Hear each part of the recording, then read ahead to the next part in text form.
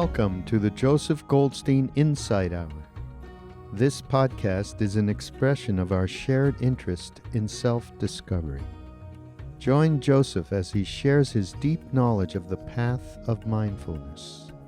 If you are interested in supporting this podcast, please go to BeHereNowNetwork.com/Joseph. Tonight I'd like to conclude this long series of talks on the Mahasatipatthana Sutta with a discussion of the last 3 steps of the Eightfold Path. That is right effort, right mindfulness, and right concentration. Together, these 3 steps are called the Samadhi Section, or the concentration division of the path. And although it is the wisdom factor, which is panya in Pali, which actually has the function of cutting through ignorance and cutting through delusion, wisdom is supported by these 3 factors of effort, mindfulness, and concentration. They are the support for that sharp blade of wisdom to awaken the enlightenment factors within us. So it's important that we understand right effort, the 6th step on the path, in the context of awakening. The mental factor which underlies effort, and right effort in particular, is virya, or energy, which is one of the factors of enlightenment. But as we all know, energy can be used in many different ways. Can have many different goals, both wholesome and unwholesome. And even when we use energy in the service of what is wholesome, is it for the accumulation of merit? Is it for the accumulation of worldly happiness? Or is the energy used in the association with the wholesome, in the service of the wholesome, associated with the right view that actually liberates the mind? So we have to understand right effort as a path factor in a very particular way, associated with right view, associated with wisdom. So the Buddha spoke of this right effort as the application of energy in 4 endeavors. And the first of these is preventing the arising of unwholesome states that have not yet arisen. The preventing of unwholesome states that have not yet arisen. So just this endeavor points to a very fundamental way in which our minds work. In the discourses of the Buddha, the most pragmatic description of nibbana, of the unconditioned, is the mind that is free from greed, free from hatred, and free from delusion. So that's the most understandable description of nibbana, the awakened state. Free from greed, free from hatred, free from delusion. We've all experienced many wholesome mind moments, when the defilements are not present. Yet even though we've experienced these wholesome moments many times, we've also experienced the re-arising of the defilements in later moments when the conditions change. So this re-arising of the defilements happens because of something which are called the latent defilements. That is, mind states that are not present in the moment, but have the potential to arise when the conditions are appropriate for their arising. So when we understand the working of the latent defilements, that we carry this as kind of an underground stream in the stream of consciousness, it can inspire in us a certain quality, a certain wholesome quality of spiritual urgency. It's easy to become complacent somewhat about our present circumstances because we're probably, for the most part, leading good and wholesome lives.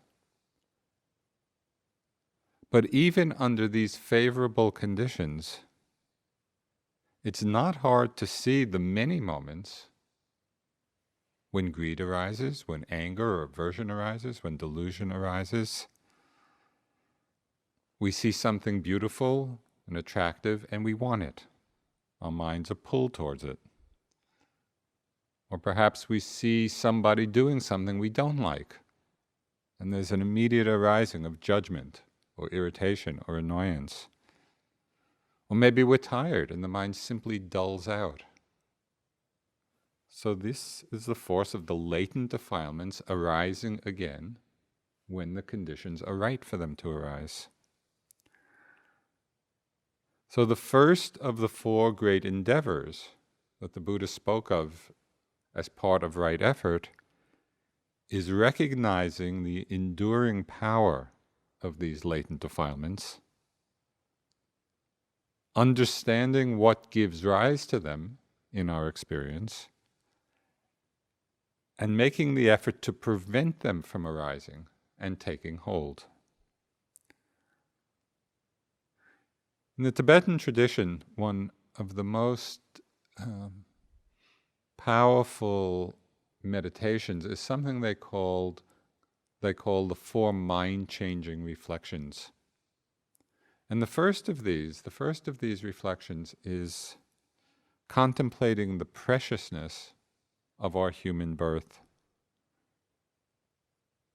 And it's precious because right now, as a human being, we have the opportunity to look at, to understand, to weaken, and to finally uproot these latent defilements which are in the mind. That's the opportunity provided us. So how do we practice this first aspect of right effort? The previous steps on the path, right speech, action, and livelihood, they provide the foundation, because those steps are abstinence from unwholesome activities. Right? We abstain from the unwholesome activities of body and speech. So that's the foundation. But we need to go a little further in terms of preventing the unwholesome states from arising in our minds. And so here we need to exercise wise attention with respect to the different objects of experience which arise. Objects of sight, of sound, of smell, of taste, of sensation in the body, and of thoughts. As you've experienced, when our attention is casual, when it's careless, when it's unwise, then we simply easily fall back into old habit patterns of reactivity. For me, one of the most radical and challenging statements of the Buddha, which in some way puts our whole practice into a powerful context, is when he said, as long as there is attachment to the pleasant and aversion to the unpleasant, liberation is impossible. So that's a very stark statement about our path of practice. Can we pay such wise attention to arising experiences so that when it's pleasant, we're simply mindful of it and we're not driven by greed? When it's unpleasant, can we be mindful of the unpleasantness and not driven by aversion? This takes a very careful attention, moment to moment.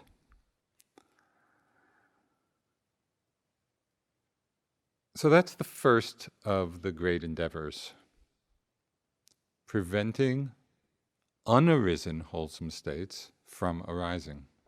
unwholesome states. So the second great endeavor is to abandon the unwholesome states which have already arisen. So we've talked a lot about this in reference to working with the different hindrances. And mindfulness of them is always the first strategy. If we're not even aware that the hindrance is present, there's not much possibility of abandoning them. So the first step and the first strategy is always mindfulness. And sometimes that moment of mindfulness is enough. We see the unwholesome state arise, the hindrance arise, and as the Tibetan teachings say, in that moment of clear seeing, they self-liberate. I really like that phrase. It just self-liberates. It arises and disappears just through the power of awareness. So this is a teaching from Khyentse Rinpoche, one of the great Dzogchen masters. He said, at present, the natural clarity of your mind is obscured by delusion. But as the obscuration clears, you will begin to uncover the radiance of awareness, until you reach a point where just as a line traced on water disappears the moment it is made, your thoughts are liberated the moment they arise. And you've probably had that experience. When the awareness is strong, when the mindfulness is strong, we see a thought arise, we see a hindrance arise, and in the very moment of seeing it and being aware, it's gone, like the line traced in water.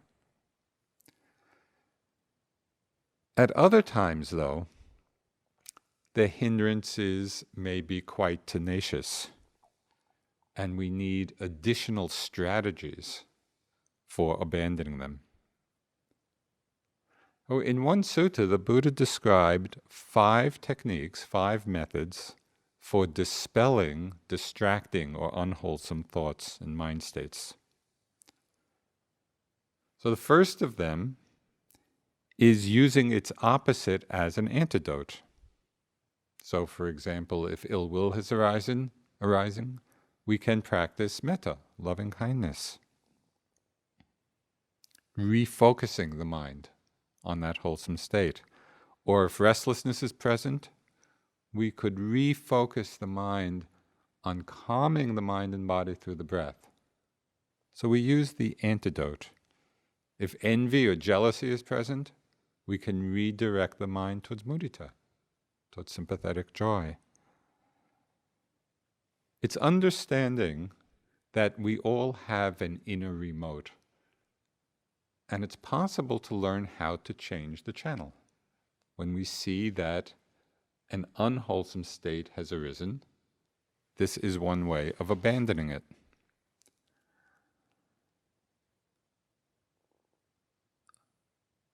The second method the Buddha talked about in terms of removing or abandoning unwholesome states, distracting thoughts, is through the mental factors of what are called in Pali hiri and ottappa. And they're often translated as moral shame and moral dread, and sometimes translated as self-respect or respect for the wise. And it really has to do with this, you could say, quality or aspect of conscience. Conscience and responsibility, taking responsibility for our mind states. And at different times when I found my mind caught, by some unskillful thought or desire, I've used these 2 factors of mind very skillfully, very effectively. Just reflecting on how the wise might view these unwholesome states in the mind. What would the wise say about them?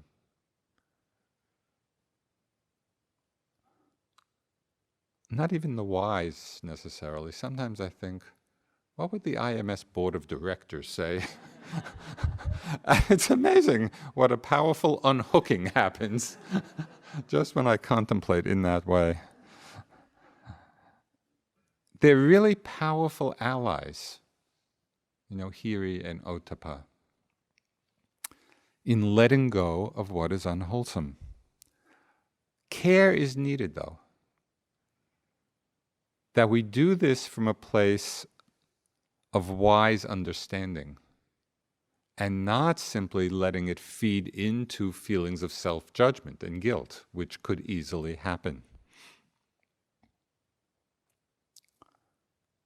We can use hiri and ottappa as a powerful force to awaken us from deluded thinking, from patterns of deluded thinking.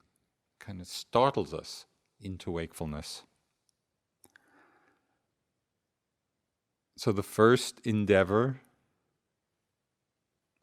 in abandoning unwholesome states is to use its opposite as an antidote. The second way is this cultivation of hiri and ottappa, that sense of conscience, or reflecting on the wise. The third method the Buddha suggested is interesting and something we might not usually think of, and that is a deliberate diversion of attention. If we're really lost in the hindrances, we're lost in the quagmire of them, and caught by them, we can deliberately divert our attention to some other object. And there has been some recent psychological research which has shown the value of this particular strategy of diversion. Back in the 60s, there was a psychological experiment. It was called the marshmallow experiment. Some of you may have heard of it. And these psychologists were testing for the quality of self-restraint and delayed gratification. And so they were working with young children, 4 and 5 years old. They brought the children into a room, one at a time, and on a table there was a marshmallow. And they told the child, you can either have this one marshmallow now, but I'm going to leave the room, and if you can wait, a few minutes, 3 minutes, 5 minutes, 10 minutes, then when I come back, you can have 2 marshmallows. Well, most of the kids went for the marshmallow. But there were some subset of people, who didn't, of children, who actually could delay the gratification. And they tracked these kids. This was quite a large study. They tracked these kids over time. And they found that those who had the power to restrain that initial desire, from many measures, were more successful in life. They did better in school, they did better in relationships, they did better in handling stress. So there was something about that ability, to work with desire and restrain the immediate gratification that was of great benefit to them as they got older. Then years later, the psychologist, his name was Walter Mischel, I think. He was a Stanford psychologist. He was interested in what the mechanism was that allowed some of the children to hold back from that immediate fulfillment of the desire. And he wanted to see what was going on in the mind. And so they did a whole battery of further tests, and this is what they came up with. And it all comes back to how we go through life, because we're not that different from those kids with the marshmallows, in terms of how we react. So this was in a recent article in the New Yorker magazine. It said, at the time, psychologists assumed that children's ability to wait depended on how badly they wanted the marshmallow. But it soon became obvious that every child craved the extra treat. What then determined self-control? Michel's conclusion, based on hundreds of hours of observation, was that the crucial skill was the strategic allocation of attention. Instead of getting obsessed with the marshmallow, what's called the hot stimulus, the patient children distracted themselves by covering their eyes, pretending to play hide and seek underneath a desk, or singing songs from Sesame Street. Their desire wasn't defeated, it was merely forgotten. If you're thinking about the marshmallow and how delicious it is, then you're going to eat it, Michelle says. The key is to avoid thinking about it in the first place. In adults, this skill is often referred to as metacognition, M-E-T-A, or thinking about thinking, and it's what allows people to outsmart their shortcomings. So I think that's a useful study. Not that I'm suggesting you start singing songs from Sesame Street, but when we're really in the grip of some strong hindrance, whether it's a desire or aversion, whatever it may be, and we've tried different strategies, sometimes taking our mind off of that object and really diverting it to something else allows us some freedom from that state. So that's the third strategy. The fourth method the Buddha talked about for dispelling unwholesome states that have already arisen is just the opposite. And that is looking directly at the states, investigating their source, and its hold on the mind. So here we might be a little more engaged in seeing what thoughts or emotions are underneath the very strong hindrances. There are many examples of this. For example, if we're really caught in anger, and we've tried different things, but we're still caught, maybe we want to look, is there something underneath the anger which is fueling it? Maybe it's a feeling of fear, or maybe it's a feeling of hurt that's not being acknowledged. Or if we're caught by desire, and we've tried different things, and we're still, in the midst of it, we might look underneath the desire. Maybe there's a feeling of boredom. Maybe there's a feeling of loneliness, of frustration. So in this method, we're actually digging underneath a little bit to see what the source is. And the fifth method the Buddha talked of, when all else fails, is to suppress the unwholesome state with clenched teeth. We just push it down. So all of these methods, to me, remind us that meditation is an art. On this step of the path of right effort, it's not a question of simply following any one technique or thinking there's just one right way to work with these states. Rather, we understand that the mind is a vital and vibrant interplay of mental qualities, some wholesome, some unwholesome. So if we have a strong commitment to awakening, to walking on this path, to fulfilling this path factor of right effort, abandoning unwholesome states that have already arisen, so then we investigate, we experiment, we test different approaches, different ways of abandoning the unwholesome. The Buddha was the ultimate pragmatist.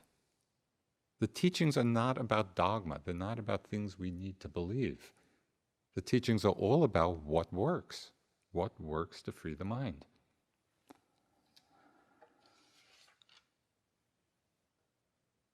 Okay, so the first of the great endeavors is to prevent unarisen, unwholesome states from arising. The second great endeavor is to abandon unwholesome states that have already arisen. The third of the endeavors of right effort is to arouse wholesome states that have not yet arisen. So we want to cultivate the various wholesome states, and there are many ways of categorizing them. But perhaps most succinctly, we can understand it as cultivating the 7 factors of awakening, the 7 factors of enlightenment. So this is from Bhikkhu Bodhi. He says, the 7 states are grouped together as enlightenment factors, both because they lead to enlightenment and because they constitute enlightenment. In the preliminary stages of the path, they prepare the way for the great realization. In the end, these very same qualities remain as its complements. The experience of enlightenment, perfect and complete understanding, is just these 7 components, working in unison to break all shackles and bring final release from sorrow. So what we're doing in our practice through all the various methods and techniques is to cultivate the arising of the factors of mindfulness, investigation, energy, rapture, calm, concentration, and equanimity. These are the 7 factors of awakening.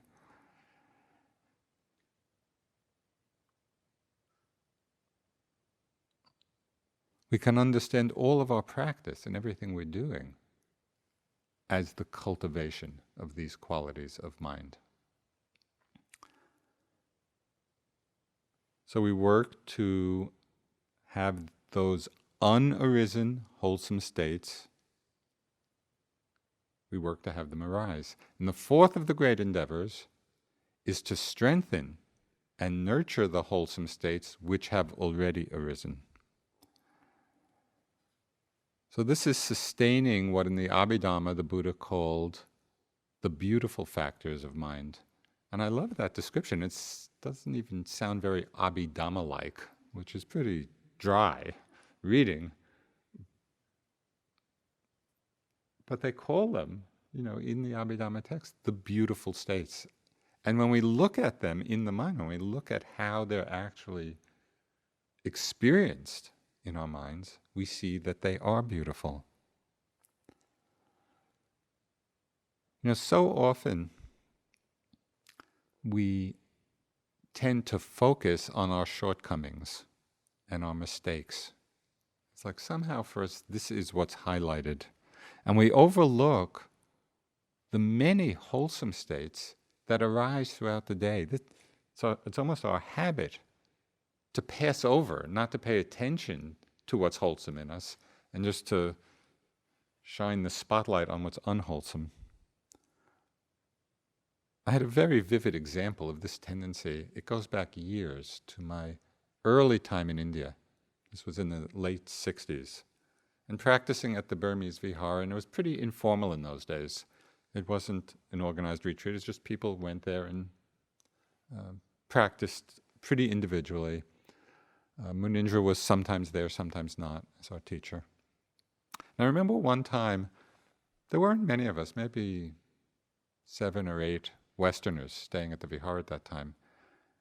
And one evening, it was when Munindra wasn't there and we weren't in the midst of intensive practice, we were just sitting around outside the little huts, and one of the women there had a guitar, and we had kind of a little block party. And she said she had a song to sing about us all. And it was so interesting because my mind immediately assumed that it would be kind of a good-natured roast. That you just kind of see that particular quirk, in each of us. And she created a song about it. It turns out what she sang was actually a very loving toast. That she had focused on what she saw as really the beautiful qualities in each person. And she created a song about that. And what was a little shocking is that it came as such a surprise to me that that's what she would do. And it just pointed to that tendency that I think is not uncommon, of focusing on what's unwholesome. So in this 4th great endeavor, we really want to recognize the wholesome moments, pay attention to them when they arise, and encouraging their growth. Because when we do this, when we have an appreciation for these wholesome states, it inspires faith and inspires confidence in us, inspires greater right effort. And so we're just like on a glide path of awakening.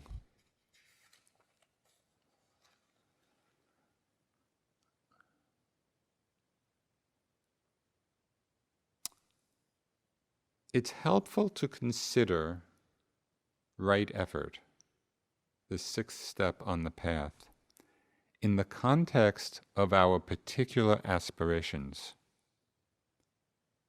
What are we aiming for in our practice? Are we practicing for a little less stress in our lives? Just cooling out a bit. Are we practicing in order to come out perhaps of some psychological or emotional difficulty or suffering that we find ourselves in? Are we aiming for full and complete enlightenment? Each of these goals has its own reference point for what right effort means. But there's some good news here. And it was described in a book by Malcolm Gladwell called Outliers. And he talked about many studies which show that the mastery of any given discipline depends less on some innate talent and genius and more on the number of hours devoted to practice. And so even when we have the highest aspiration, for enlightenment, for full enlightenment and liberation, it's not that we have to be some spiritual genius in order to attain that, to realize that.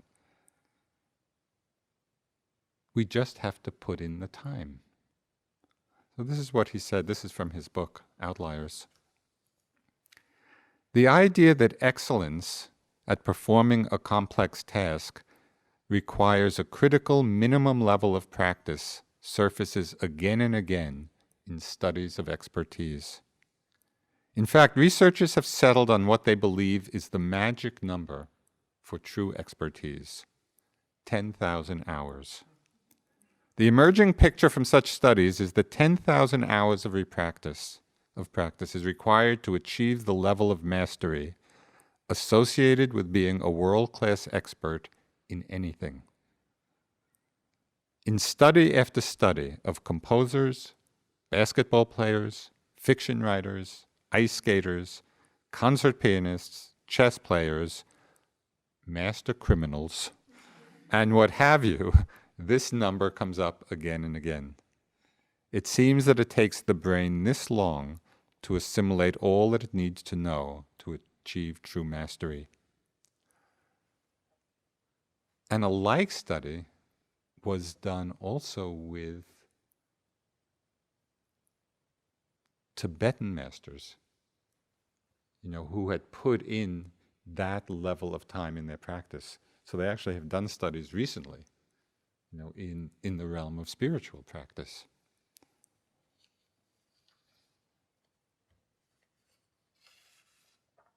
I find this encouraging, because it's so easy to create a projection in our minds of, maybe what enlightenment is and what kind of person you have to be in order to realize that. And to come back to the understanding that it's really a question, do we put in the time?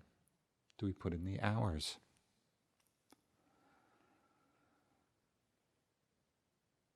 So we've talked at some length now about right effort and the four great endeavors: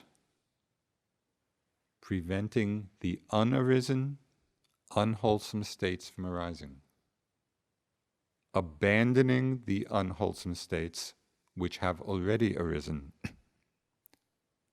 arousing wholesome states that have not yet arisen, and maintaining and strengthening the wholesome states that have arisen. So this is what constitutes right effort, the sixth step on the path. The last two steps right mindfulness, and concentration have already been discussed in quite a bit of detail when we talked of the 7 factors of enlightenment. So tonight I just want to highlight just a few important aspects of each of these factors, mindfulness and concentration. Right mindfulness is the key, it's the essential key to practice. It is the first of the factors of enlightenment, and it's what gives rise to all the rest. In a moment of mindfulness, it brings together, it attracts all the other factors of awakening. And it's the cultivation and application of this quality of mind which is the subject of the Satipatthana Sutta, in which we have seen the Buddha lays out in a very comprehensive way the many ways we practice and cultivate mindfulness. It's the quality of presence of mind, the quality of awareness that is often described as bare attention. Bhikkhu Bodhi describes this very clearly. He says, in the practice of right mindfulness, the mind is trained to remain in the present, open, quiet, and alert, contemplating the present event. All judgments and interpretations have to be suspended, or if they occur, just registered and dropped. The task is simply to note whatever comes up just as it is occurring, riding the changes of events in the way a surfer rides the waves on the sea. The whole process is a way of coming back into the present, of standing in the here and now without slipping away, without getting swept away by the tides of distracting thoughts. To practice mindfulness is thus a matter not so much of doing, but of undoing. And I think that's a very useful reminder. The simplicity of simply being present. It's not so much a question of doing, it's a question of undoing all the habit patterns of proliferation, of judgment, of evaluation, of interpretation. Can we undo that and simply come back in the most simple way to be aware of whatever it is that's arising? And it's only 6 things which ever arise. It's either a sight, a sound, a smell, a taste, a sensation, or an object of mind. So it's like we're listening to a 6-piece chamber orchestra. Sit back in a relaxed but not a casual way and simply be mindful, moment after moment. What's the arising object? Is it the sensation of the breath? Is it a thought? Is it a sound? It's very simple. But although it's very simple, as we all know, it's not very easy to do. Because our minds so often get lost in proliferation about the experience. We overlay concepts and evaluations, our likes and dislikes, on the bare experience of what's happening. Sometimes this is through ideation. We're actually thinking about what's happening through an overlay of concepts. But sometimes it's through a non-conceptual identification with experience. Now, sometimes it's not that we're thinking about it, it's just when we're not mindful, we're automatically identified with what's arising. And I call this black lab consciousness. Have you ever watched black labs? And really any dogs or animals, but I love black labs because they're so goofy. And they're lovable. And they just kind of are running around, moment after moment, distracted by everything. So in the black lab, consciousness is there. Knowing is going on. There's knowing of sights and sounds and particularly smells. But as far as we can tell, there's no real mindfulness of what's arising. It's just knowing. And in that knowing, there's that immediate identification with what's known. Identification with the smell or the sight or the sound. There's no, as was said before, metacognition, no awareness of the mental process. The lab's just running from one sense impression to the next, literally being led around by the nose. And you can see it, when you watch. So to understand the difference between this black lab consciousness and mindfulness and mindful knowing, there's one very clear way of understanding and seeing for ourselves what the difference is. And that is pay careful attention to those moments when you awaken from being lost in a thought. That moment of transition is very revealing.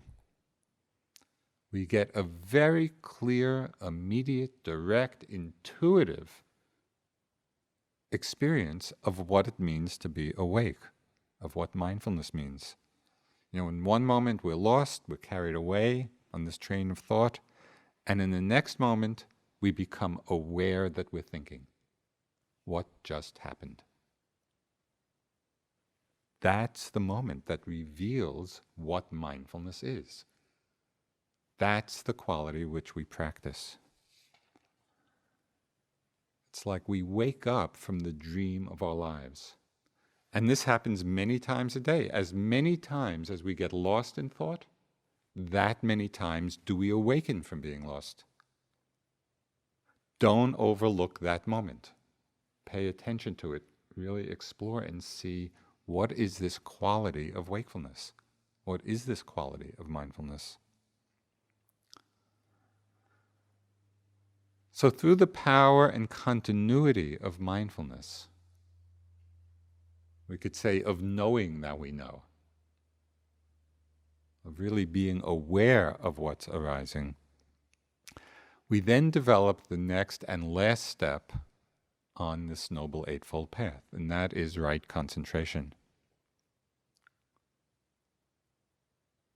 When mindfulness is directed to stabilizing attention on a single object, could be a breath, could be a sound, any single object, it leads to deeper states of calm, deeper states of tranquility, and it culminates in what we call the jhanas, or meditative absorptions. There's a very high degree of one-pointedness on a single object. So that's one way mindfulness can be directed. Another way mindfulness can be directed is to a precise noticing of changing objects. So we're not trying to stay on a single object, but we're very mindful moment after moment of whatever arises in our experience. And it's this application of mindfulness which develops a momentary concentration that can get very strong. And this is the concentration that reveals the three characteristics of impermanence, of unreliability, of dukkha, and of selflessness.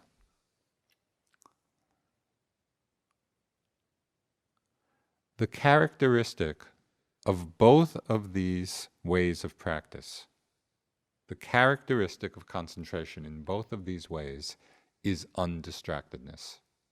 That's what concentration means. The mind that is undistracted from what has arisen in the moment. And it's this quality of undistractedness that makes possible the growth of wisdom.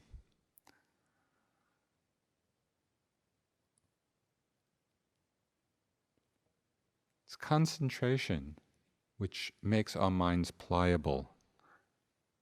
And it pervades us, it pervades the mind and the body with a happiness that's much greater than the happiness of sense pleasures.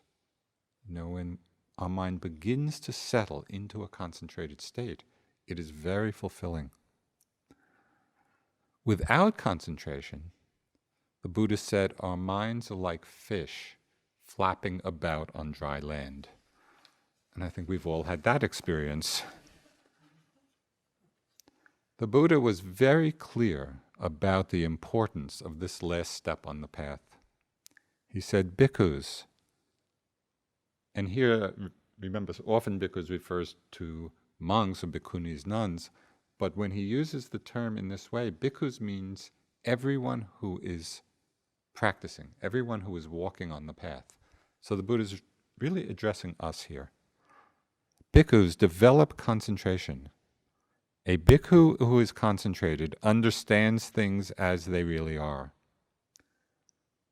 And what is understood? The arising and passing of the aggregates. So it's concentration, it's this path factor of undistractedness, unwaveringness of mind that allows us to see the arising and passing of phenomena. When we see the arising and passing, we don't cling. When we don't cling, we don't suffer.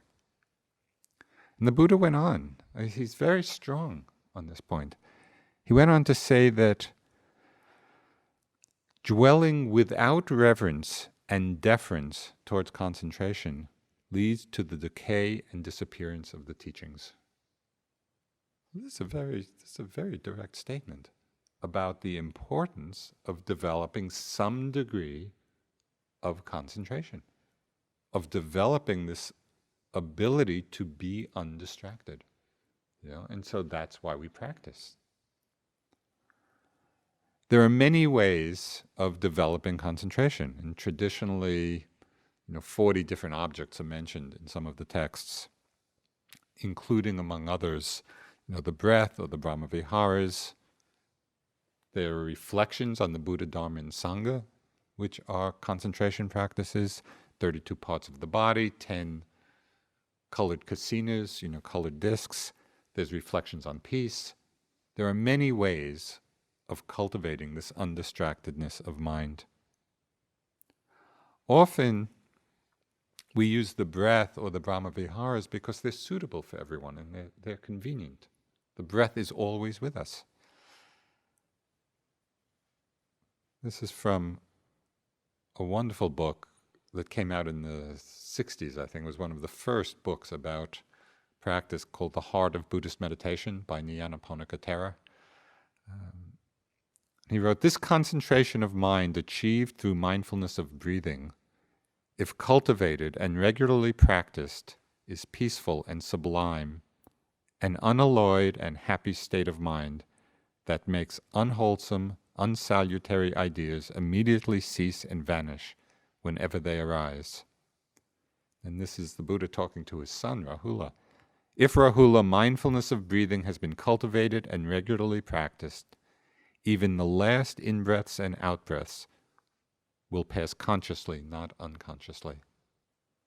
So it has tremendous implications for our current well-being, for our dying with awareness.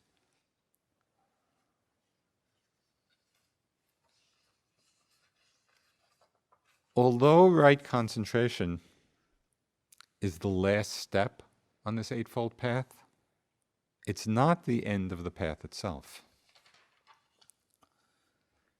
We use this refined power of concentration then to explore the nature of the phenomena. When our minds are undistracted, when we've developed that ability to some extent, then we use it in the service of wisdom. We use it to investigate the mind, the body, the world.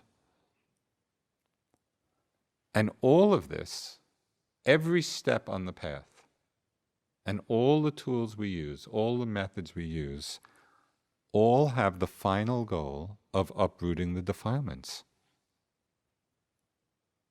They have the final goal of coming to the end of suffering. And the Buddha talked of this in many ways. But in one particular way, he talked about 3 kinds of samadhi, or concentration, as being the gateways to liberation. This is what he said. It's from the Samutta Nikaya. He said, and what, bhikkhus, is the path leading to the unconditioned? The emptiness concentration, the signless concentration, the undirected concentration. This is called the path leading to the unconditioned. Okay, so what is emptiness concentration? That is when our undistracted mind sees all arising experience as being empty of self. When we really understand and see the selfless nature of phenomena, that is a gateway to liberation. What is the signless concentration? This is sometimes called vipassana samadhi. In signless concentration, we abandon the sign of things being permanent through the seeing the changing nature of all phenomena. When we're undistracted, we can't help but see that things are changing. Everything is arising and passing in each moment. The signless concentration is when we see that carefully enough and deeply enough, so we abandon the idea, the notion, that things are permanent. And the undirected concentration, as a gateway to liberation, arises when we contemplate the unsatisfying nature of phenomena. Now, why is experience ultimately unsatisfying? Because nothing lasts.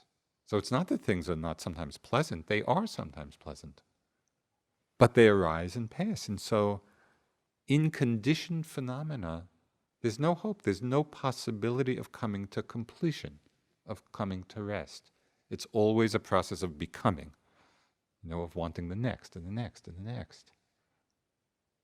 So the undirected concentration is when we see this unsatisfying nature of phenomena, and so no longer lean towards it, no longer are desiring it, no longer grasping at that which is impermanent and unreliable and selfless.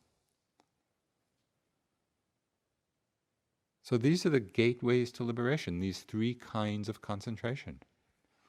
The emptiness, signless, and undirected. And all of these insights are brought to maturity at a certain point when the mind opens to the experience of Nibbana, the unconditioned, which uproots by stages all the defilements that keep us bound, even the latent defilements. And the Buddha described this experience in different ways. Now these are some of his descriptions of Nibbana.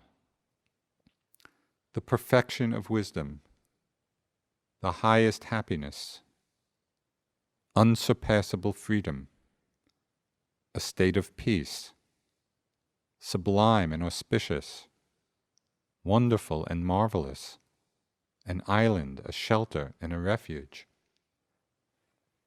So in this way it's described in very positive terms. But at the same time as a caution against reifying some notion of Nibbana, of somehow making it solid, making it into a thing, the Buddha also describes it as that which is unborn. It's just for a moment. Let's see if you can wrap your mind around, so to speak, or unwrap it. Unborn, what would that mean? Now, what is that reality which is non-occurrence, unborn, unmade, unbecome, unconditioned? So this is the great fruition of our practice, accomplishing what was voiced by so many awakened beings in a phrase which just I resonate with so completely, because it just captures within it that sense of rest, of ease, of putting down the burden. The phrase that many of the awakened beings would utter in the moment of their enlightenment is, "Done is what had to be done." And I just think, what a moment that will be, when we will be able to say, "Done is what had to be done."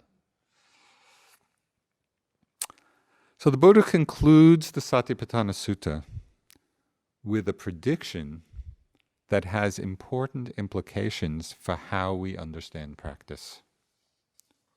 So these are the Buddha's closing words on the sutta. If anyone should develop these 4 satipatthanas in such a way for 7 years, 6 years, 5 years, 4 years, 3, 2, 1 year, 7 months, 6 months, 5, 4, 3, 2, 1 month, half a month, 7 days, one of 2 fruits could be expected. Either final knowledge here and now, or if there is a trace of clinging left, non-returning. So it was with reference to this that it was said, "Monks, this is the direct path for the purification of beings, for the surmounting of sorrow and lamentation, for the disappearance of dukkha and discontent, for acquiring the true method, for the realization of nibbana, namely the 4 satipatthanas."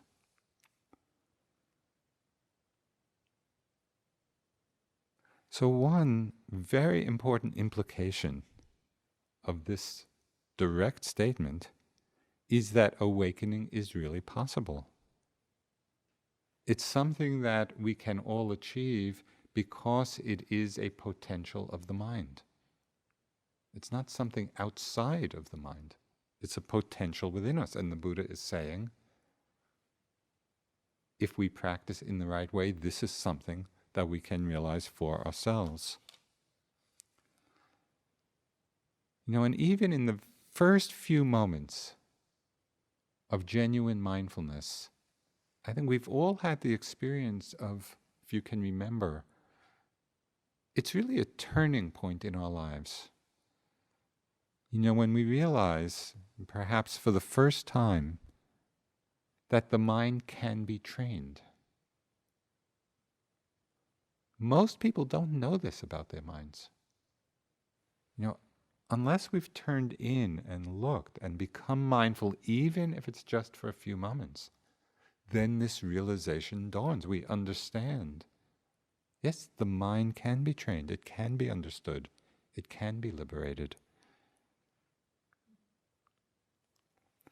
So the second implication of the Buddha's prophetic statement, if anybody develops these 4 satipatthanas for 7 years down to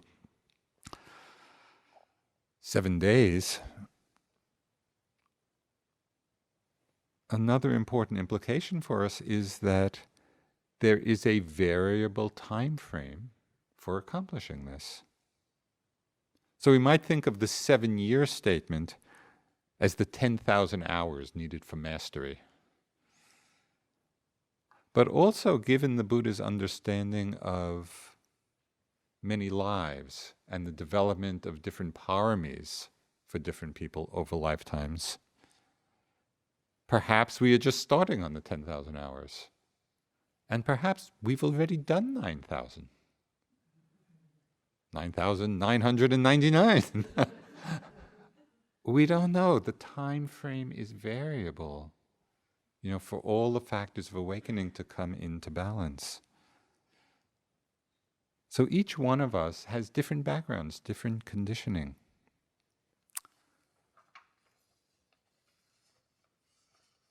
Bhikkhu Bodhi points out something very helpful in this regard.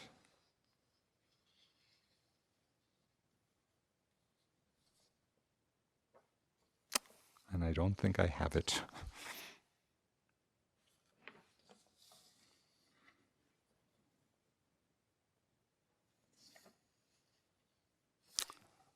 I'll paraphrase it. He said that only 2 things are needed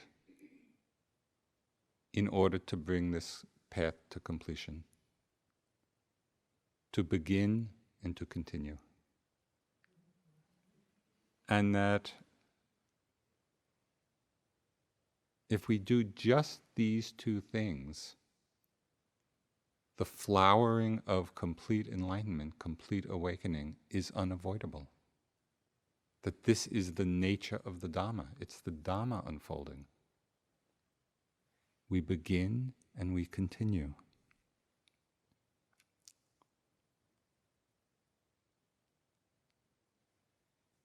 Oh, here's the actual quote. It's in my notes. Liberation is the inevitable fruit of the path, and is bound to blossom forth when there is steady and persistent practice. The only requisites for reaching the final goal are two: to start and to continue. If these requirements are met, there is no doubt the goal will be attained. So the great gift of this sutta, of this discourse of the Buddha, the Mahasatipatthana Sutta, the discourse on the foundations of mindfulness, the great gift of this discourse is that the Buddha shows us the way. So we start and we continue, and the outcome is inevitable.